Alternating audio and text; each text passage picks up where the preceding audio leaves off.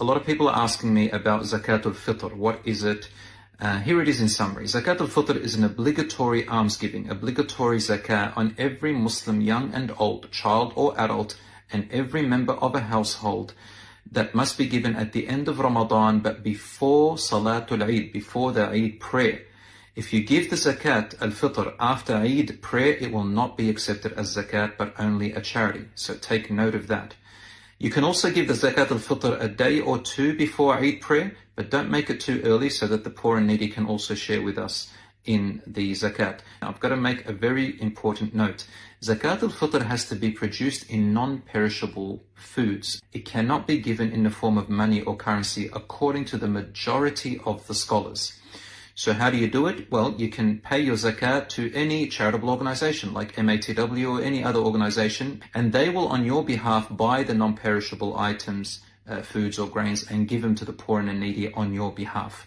The way the Prophet, peace be upon him, used to do it was that he would give 1 sa'. Sa' is an ancient measurement, which is literally 4 full scoops of both palms, like that. And the foods that are mentioned in the Sunnah are 6: dates, wheat, oats, flour, rice, and lentils.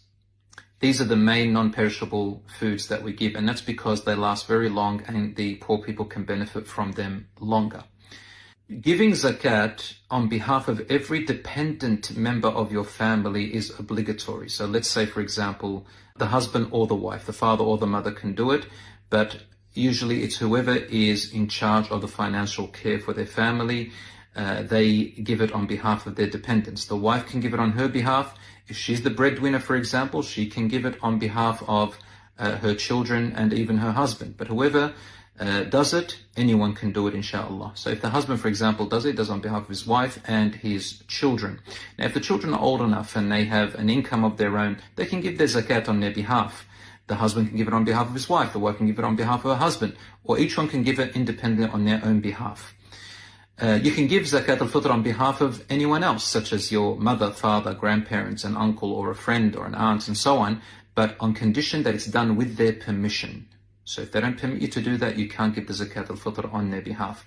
You can also give Zakat al-Fitr on behalf of the fetus, if the mother is pregnant, but that's not an obligation, it's recommended. If you do give it on behalf of the fetus, it's only recommended, but not obligation. And the purpose of Zakat al-Fitr is, as the Prophet, peace be upon him, said, it is to expiate or make up for the minor sins or shortcomings that a person